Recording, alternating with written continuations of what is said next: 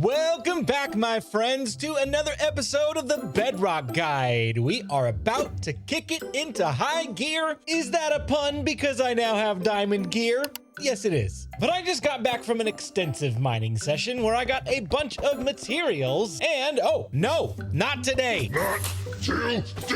But I have just returned from, oh my goodness, there's another one. They're everywhere. Can I please finish my intro? Thank you. As I was saying, are you kidding me? 3 of them. You can't make this stuff up. I'm not even gonna try to finish the intro. We're building storage today. I have junk stored right here, and here, and here, and here, and here, and here. Okay, some of that might have been a classic BluJay exaggeration, like the crop farm storage. That's all gonna stay with the crop farm. It makes sense to do that with the crops, but it doesn't make sense just to leave chests scattered about the world with resources that we could easily access inside of our house. So that's where I'm going to build my storage room. When I was building this house, I had some plans for this room that I think I'm going to shift up a little bit. So with some simple home renovations, the kitchen is now just the kitchen. Maybe we should put a painting here. Have to think about that for later. But over here behind the TV, I've got a little bit of unused space that I now think I'm going to use. Thankfully, because we built this up above the ground just a little bit, some of it's already dug out. And I have some parameters to where I know I can build without going outside of that wall. So that'll make it easy for us to get a good, decent sized storage room without having to do a whole lot of extra work. I normally do this later in the episode, but let's go ahead and read the comment of the day. Blue, haven't you learned to not taunt the creeper? They hold grudges. Well, Stacy Face, thanks for that comment, and thanks for jinxing this episode. It's all your fault. The 3 creepers at the beginning, that's on you. I mean, let's be real here for a second.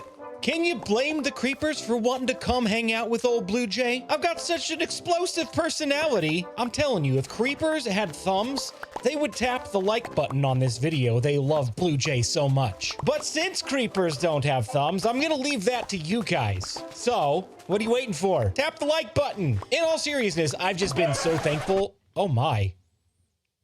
Well, chicken, that was your fault. Anyway, I just wanted to say a quick thank you to everybody for the incredible support at the start of this season of the Bedrock Guide. I've been blown away at how much you guys are enjoying it, and you know what? I'm enjoying it too. Y'all are the best. Thanks for all the love lately. I don't know about you, but I think this is gonna give me plenty of room for a nice storage system, and we're actually not even gonna use the entire room. I'm gonna cut it off probably about right here, I think. But to get started with the build portion of this video, I'm gonna go ahead and lay out a floor made entirely out of spruce slabs. And then I'm gonna replace the dirt stairs with actual stairs made out of birch. I love the look of dark oak logs, especially the stripped dark oak logs, and so I'm going to use those for the pillars in my basement. I'm also going to use these dark oak logs as structural support. Even though it's an illusion, it looks like it might actually hold up the ceiling. And then I'm gonna close off the back third of the basement because it's a space that I'm not planning on using today, but I do have some plans for it in the future that we're just gonna have to wait on for now. And then, because dirt is not the aesthetic we're going for, I'm gonna cover it up and create a ceiling with dark oak slabs. The room is nearly done, and so now I want to take care of some detailing. To do that, I'm gonna remove some of the spruce slabs and replace them with dark oak slabs. This will make it look like the floor is slightly discolored in some spaces,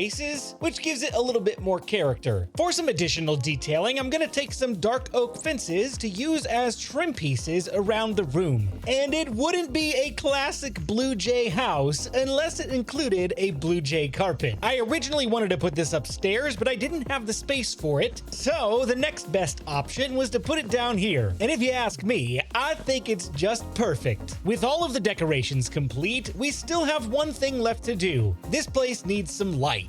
So I'm gonna hang some lanterns from the ceiling, place a couple on the floor, and maybe one on a shelf. I added a few more little details, like these little workbenches made out of fences and pressure plates. And the BluJay carpet has some extra gray tattered edges as if it had a border around it at one time, but this is a work basement after all, so it's not gonna be perfect, even though it is. But the only thing missing from the storage basement is the storage itself. But I've got a couple of of tips, tricks, and storage hacks for you that hopefully will help you out in your first storage room. First up, this is probably basic information everybody knows, but this is a Minecraft chest. Inside of the chest, you have 27 slots that store up to 64 items in each slot. You don't have to fill each slot completely up. You could put 14 iron or 3 carpet, but once a slot in the chest is filled in with an item, you cannot place anything over it. It will actually just replace the item that's there. If you take another chest and place it directly next to the first chest, it will create what is called a large chest, or as pretty much everybody else in the Minecraft community calls it, a double chest. And it quite literally does exactly what it says. It doubles the amount of storage you can have in a chest, going from 27 slots with 64 items all the way up to 54 slots with 64 items. That's a lot of storage. If you place them side by side like this, you can easily access combinations of double and single chests depending on your space. So we could do something like that where there's a double chest on each side and a single chest in the middle, but this isn't actually giving us the most bang for our buck. What I like to do is destroy my builds that I've already finished just so we can rebuild them. Don't you love doing that too? It's just the best. Inside of our freshly recessed wall, I'm gonna take my chests and I'm gonna turn them sideways and place them exactly the way we did before. And then this way, instead of 2 double chests and 1 single chest, we now have 5 double chests, doubling the amount of storage we can put in the same space. And even better, we can stack these chests so that we have columns of chests. The one thing to keep in mind and be careful of though, is if you place another one right here, because this chest is directly below a solid block, you actually cannot open it. I'm trying to open it right now and it does nothing. If I open literally any of these other chests, it will open just fine, but a chest directly below a solid block will not open. One way you can get around that is actually to put a slab or a stair or any other kind of half block or transparent block. Even though this is technically occupying the same block space that this is up here, we can still open that chest. But if I were to place this slab directly on top,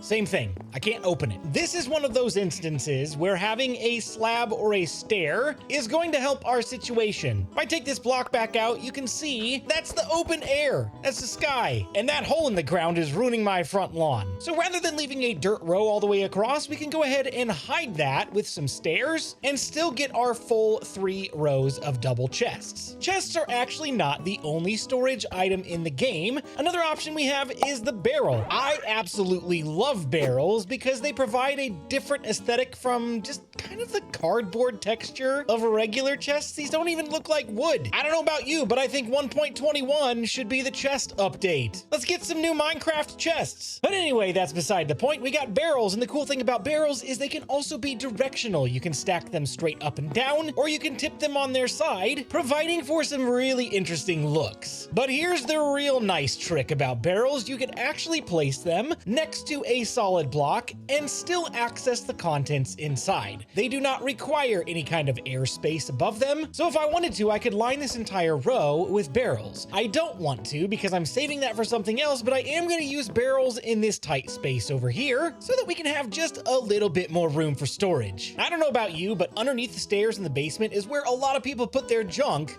So that's probably what we're gonna put in those barrels. Just the junk. A great storage room is only as good as its organizational system. This is unacceptable. Don't do this. It's bad. Can I say it again? Don't do it. Instead, what you should do is take similar items and either group them together in the same chest, or we could group the items into columns. For example, oak logs, oak planks and other craftable items, and oak saplings. This will help keep us organized so that when we're ready for a project, we can just grab and go. Hey, BluJay, that sounds really nice, but how am I gonna remember where everything is? That's a great question. To remember where everything is, we have a couple of different options. The first being an item frame. This is one of those methods that I used to use all of the time, but lately I'm just not really into it. Don't get me wrong, I absolutely love item frames and how they look, and it's also easy to see what's in each chest at quick glance, but accessing these items in this configuration is a nightmare. You have to aim below or to the side of the item frame in order to open the chest and hope you don't like start twisting the item on the frame and they just get in the way. It's terrible. If we had our chest laid out out sideways like this, we could always put an item frame on one side and easily open the other, but unfortunately that's just not how we've chosen to go with this storage system. The next option we have is an oldie but a goodie. It is the irregular sign, and you can type anything you want on this sign. Not sure how that's gonna help you, but with the Trails and Tales update, if you don't like what you have on the sign, you no longer have to break the sign. You can just right click on it and backspace and change anything you want on this sign so that maybe it actually says what's in this chest. But we have kind of the same issue here. I've got a narrow space at the bottom that I can open this with, but if I accidentally click on the sign, it's just going to open up the sign again, and that's not what we want either. There are ways to lock this, but if I ever want to reorganize my storage system, I'm gonna have to break every sign, and it's a hassle. But with the Trails and Tales update comes one of my absolute favorite new features, the hanging sign. Not only do they hang out of the way of all of your storage, they actually look really nice. If you hang it from a flat surface, you get these two little chains that hang down. If you hang it from something like a fence, the two chains actually meet in the middle, or you can even hang them off of the side of an object so that they've got this little post here. Oh, it's so cool. Hanging signs are easily one of the best new features in the game. Now all I need to do is decide where everything is gonna go. Every sign in here now has a label, and now all I gotta do is get organized. But before we do that, one more design tip that I want to show you. Another choice that you could make is to put the type of block in front of the column like this, so then you have a visual as well to see what's in each of these, but this doesn't really fit the theme of our area, so we're not gonna go this route, but that is an option if you like that. So let's run all over the world and grab all of my random junk just laying around, and we'll start putting it away. Every chest is now fully organized, and when I say every chest, yeah, there's some things like this, mangrove wood, we just don't have yet, but I do plan to get each of these items at some point. So it's like they say, if you fail to plan, you plan to fail. And we've got plenty of room for expansion, and you might notice as well, we've left one corner of this room empty. Not a lot of people think of this next item as a storage unit, but it is indeed somewhat of a storage unit. If you take a smooth stone slab and 6 sticks, in this configuration, you will get an armor stand. I'm gonna craft 3 of them. Similar to barrels, how they are directional, armor stands can also be placed in several directions, even on a diagonal. That makes these things very cool, because not a lot of blocks in the game can do that. They can also be posed if you crouch and right click on them. They can even do a little dance. If you take a slab like this and you drop an armor stand down on top of it, it will actually sit down on top of the slab rather than kind of hanging out with a little bit of a gap between it. So it allows you to do some really interesting things with displaying armor. This is really my only active set of armor right now, so I'm not gonna leave it on there, but I do need to fill this up with some more armor pieces at some point. I did say that this is kind of a storage unit, which is true.